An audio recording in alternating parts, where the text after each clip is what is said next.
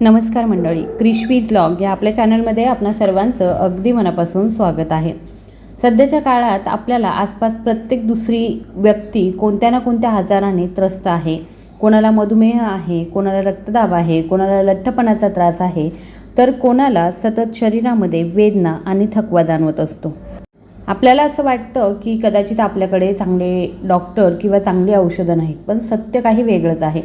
आज बहुतेक लोक आजारी आहेत कारण ते उपचार करू शकत नाही असं नाही आहे, तर आजारी आहेत कारण ते त्या चुकीच्या गोष्टी सोडू शकत नाहीत ज्या त्यांना आतून पोखरत आहेत. वैद्यकीय शास्त्र आणि मोठे मोठे डॉक्टरही हे मान्य करतात की आपलं शरीर एक साधं यंत्र नाही आहे.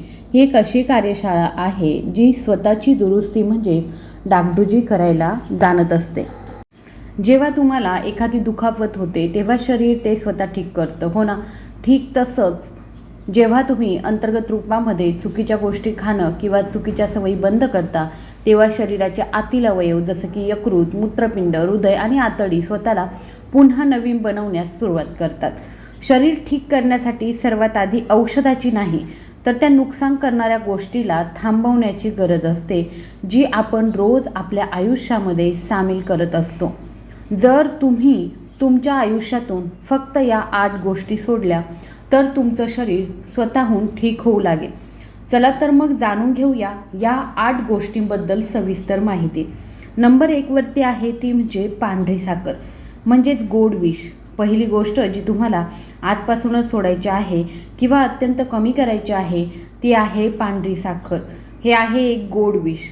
तुम्ही याला गोड विषच म्हणू शकता. खूप लोक विचार करतात की आम्ही दिवसातून फक्त 2 कप चहा पितो किंवा थोडीशी साखर खातो, थोडंसंच गोड खातो, यामुळे काय नुकसान होईल. पण मंडळी, ही पांढरी साखर गोड नसून एक हळूहळू असर करणारं विष आहे. जेव्हा साखर कारखान्यामध्ये बनते तेव्हा ती साफ करण्यासाठी खूप सारी रसायने आणि गंधकांचा वापर केला जातो, ज्यामुळे त्यातील सर्व पोषक घटक म्हणजे त्यात असलेल्या चांगल्या गोष्टी नष्ट होतात. हे आपल्या शरीरामध्ये जाऊन सर्वात आधी आपलं रक्त घट्ट करतं आणि जेव्हा रक्त घट्ट होतं तेव्हा हृदयाला ते पंप करण्यासाठी जास्त मेहनत करावी लागते, ज्यामुळे रक्तदाब वाढतो. हे आपल्या शरीरातील इन्सुलिनची पातळी बिघडवतं, ज्यामुळे मधुमेह म्हणजे साखरेचा आजार होत असतो. याशिवाय साखर पोटामध्ये सूज आणि वायू निर्माण करते आणि आपल्या नसा कमकुवत करते. आज जी यकृतावर चरबी साचण्याची समस्या म्हणजेच फॅटी लिव्हरचा आजार होत आहे, त्याचे सर्वात मोठे कारण हे आहे ते म्हणजे साखर. साखर सोडताच शरीरामध्ये काय बदल येईल? जर तुम्ही साखर सोडली तर फक्त 7 दिवसांमध्ये तुम्हाला तुमचं पोट हलकं वाटू लागेल, वायू आणि आम्लपित्तसुद्धा कमी होईल आणि शरीरातील ऊर्जा वाढेल. 21 दिवसांमध्ये तुमची साखरेची पातळी नियंत्रणामध्ये येऊ लागेल आणि शरीराची अंतर्गत सूजसुद्धा कमी होईल. तर मंडळी, आता मला खात्री आहे की आजपासूनच तुम्ही तुमची ही साखर घेण्याची सवय कमी कराल किंवा मग सोडून द्याल. तर तुम्हाला साखरेच्या जागी काय वापरायचं आहे हा सुद्धा एक नवीन प्रश्न आहे. तुम्ही साखरेच्या ऐवजी थोड्या प्रमाणामध्ये चांगला गूळ किंवा मग अस्सल मधाचा वापर करू शकता. हे शरीरासाठी खूप फायदेशीर आहे. नंबर 2 वरती आहे ते म्हणजे रिफाईंड तेल म्हणजेच आरोग्याला घातक तेल. दुसरी सर्वात घातक गोष्ट जी कोणती असेल तर ती म्हणजे आपल्या स्वयंपाकघरामध्ये बसून आपल्याला आजारी करत आहे, ती म्हणजे रिफाईंड तेल. एक जुनी म्हण आहे की जसं तेल तुम्ही खाल तसंच रक्त तुमच्या रसांमध्ये वाहील. आजकाल बहुतेक घरांमध्ये शुद्ध केलेलं सूर्यफूल तेल, सोयाबीन तेल किंवा पाम तेलाचा वापर केला जातो. तुम्हाला माहीत आहे का की रिफाईंड तेल कसं बनतं? हे तेल खूप जास्त तापमानावर उकळलं जातं आणि त्यातील दुर्गंधी आणि चिकटपणा काढण्यासाठी घातक ॲसिड आणि भरपूर रसायने टाकली जातात. या संपूर्ण प्रक्रियेनंतर जे तेल उरतं त्यात कोणतेही पोषण नसतं. हे तेल जेव्हा आपल्या शरीरामध्ये जातं तेव्हा ते नसांच्या आत जाऊन चिकटून राहतं, अगदी तसंच जसं प्लास्टिक चिकटतं. याचं नुकसान हे होतं की आपल्या नसांमध्ये अडथळे निर्माण होऊ लागतात, कोलेस्ट्रॉल वाढतं आणि हृदयाच्या आजारांचा धोकासुद्धा कित्येक पटीने वाढून जातो. हे आपल्या सांध्यांचं वंगणसुद्धा चुकवून टाकतं, ज्यामुळे गुडघे आणि कमरेमध्ये वेदना होऊ लागतात. याला पर्याय काय आहे, म्हणजे दुसरा मार्ग नक्की काय आहे. मग जर आपण रिफाईंड तेल वापरू नये तर मग आपल्याला आपल्या जुन्या पद्धतीवर परतावं लागेल. जेवणासाठी नेहमी लाकडी घाण्याचं शुद्ध तेल वापरावं, जसं की मोहरीचं तेल, खोबरेल तेल किंवा मग शेंगदाणा तेल. कमी तेल आणि योग्य तेल हेच लांब आणि निरोगी आयुष्याची गुरुकिल्ली ठरत असतं. नंबर 3 वरती आहे रात्रीचं जड किंवा मग उशिराने जेवण करणं. तिसरी चुकीची सवय जी आपल्याला सोडायची आहे ती म्हणजे रात्री उशिरा आणि जड जेवण करणं. एक ही चूक आहे जी आपल्यापैकी सुमारे 80% लोक रोज दिवसभराच्या धावपळीनंतर करत असतात. आपण रात्री आरामात बसतो आणि डाळ, भात, भाजी, पोळी, गोड किंवा दुधासारखे जड जेवण पोटभर खातो आणि त्यानंतर लगेचच आपण काय करतो, झोपून जातो. मंडळी, सूर्य मावळल्यानंतर आपल्या शरीराची जी पचनशक्ती असते तर ती मंदावते. रात्रीची वेळ शरीरासाठी झोपण्यासाठी आणि जुन्या पेशींची दुरुस्ती करण्यासाठी असते. पण जेव्हा तुम्ही रात्री जड जेवण करून झोपता तेव्हा तुमचं पोट झोपतानाही रात्रभर काम करत राहतं. यामुळे अन्न पचत नाही तर पोटामध्ये सडू लागतं. यामुळे सकाळी उठताच वायू, आम्लपित्त आणि डोकेदुखीचा त्रास होतो. यकृत ते अन्न पचवू शकत नाही, म्हणून ते त्या अन्नाला चरबीच्या रूपामध्ये शरीरात जमा करू लागतं, ज्यामुळे पोट बाहेर येतं आणि वजनसुद्धा वाढू लागतं. तर वजन वाढण्याचे हे सर्वात मोठे कारण आहे उशिरा जेवणं आणि रात्री जड जेवण करणं. योग्य नियम आहे. प्रयत्न करा की रात्रीचं जेवण सूर्य मावळण्याच्या सुमारास किंवा मग झोपण्यापूर्वी किमान 2 ते 3 तास आधी घ्यावं. रात्रीच्या जेवणामध्ये हलक्या गोष्टी जसं की भाज्यांचं सूप, हलकी खिचडी किंवा मग उकडलेल्या भाज्यांचा समावेश करावा. खूप जास्त जड जेवण रात्री खायचं नाही. नंबर 4 वरती आहे पाकिटातील किंवा मग प्रक्रिया केलेलं अन्न. चौथी गोष्ट जी आपल्याला आपल्या आयुष्यातून काढून टाकायची आहे ती आहे पाकिटातील किंवा मग प्रक्रिया केलेलं, प्रोसेस केलेलं फूड. आजच्या आधुनिक आयुष्यामध्ये आपण सोयीच्या नावाखाली आजार विकत घेतले आहेत. आपण रोज आजार विकत घेत आहोत. जी काही गोष्ट पाकिटामध्ये येते जसं की चिप्स असेल, नमकीन असेल, झटपट नूडल्स असतील, गोठवलेलं अन्न असेल किंवा मग रेडी टू ईट अन्न असेल, ते सर्व प्रक्रिया केलेल्या अन्नाच्या गणनेतच येतं. या गोष्टींना महिनाभर खराब होण्यापासून वाचवण्यासाठी त्यात हानिकारकता टिकवणारे रसायने, कृत्रिम स्वाद, प्रिझर्वेटिव्स आणि खूप जास्त प्रमाणामध्ये खराब मीठ आणि चरबी टाकली जाते. हे अन्न चवीला चांगलं लागू शकतं, पण यात कोणतेही जिवंत तत्व म्हणजे कोणतंही ताजं पोषण नसतं. हे प्रक्रिया केलेलं अन्न आपल्या आतड्यांमध्ये जाऊन चिकटून बसतं. यामुळे आपली आतडी सुस्त होतात आणि अन्नातील पोषक घटक शोषून घेण्याची त्यांची क्षमतासुद्धा नष्ट होत असते. परिणामी आपली रोगप्रतिकारशक्ती कमकुवत होते, ज्यामुळे आपण वारंवार आजारी पडू लागतो.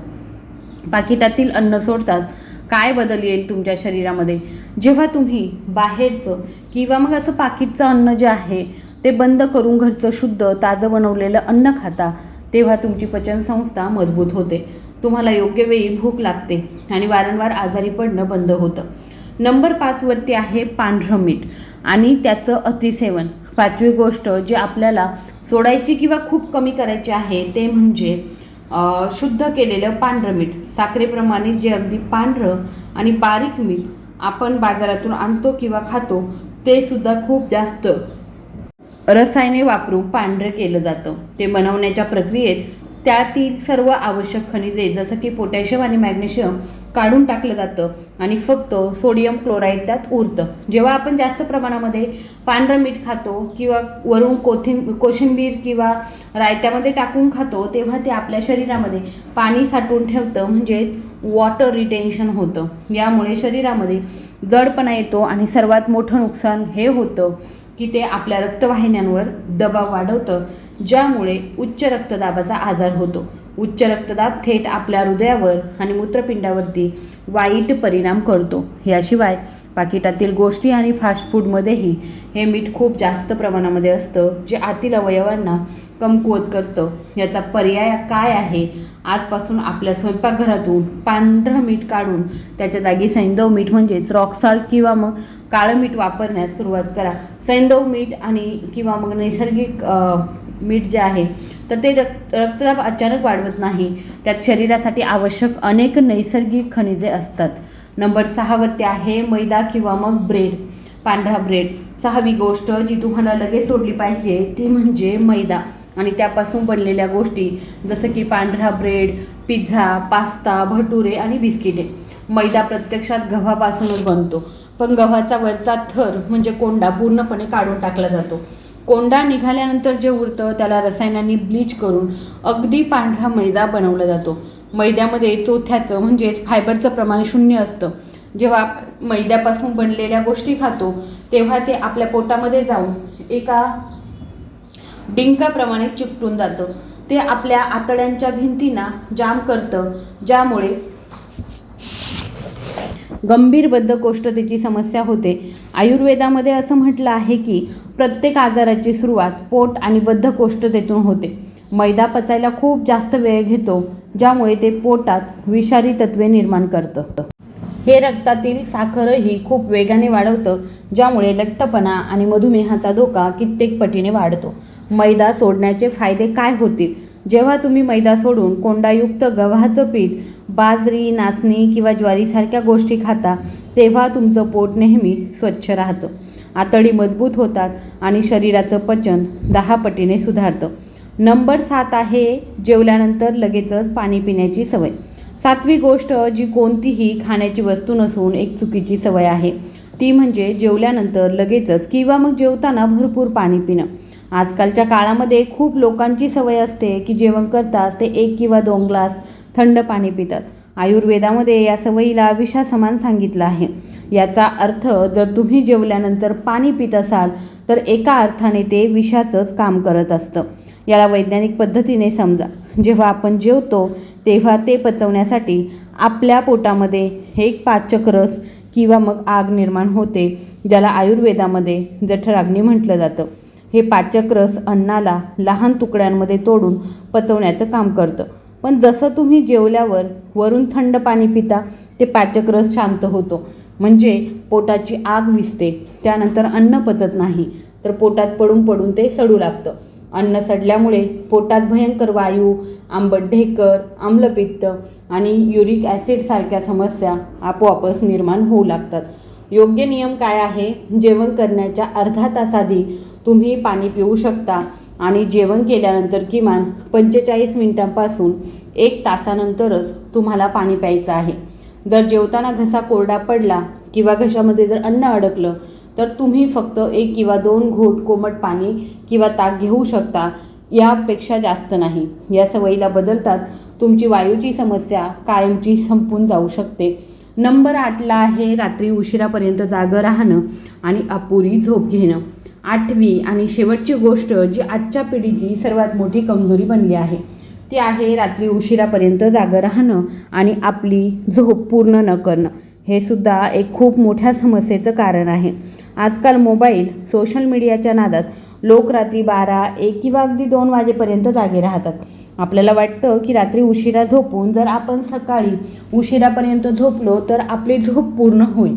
पण मंडळी, असं अजिबात होत नाही.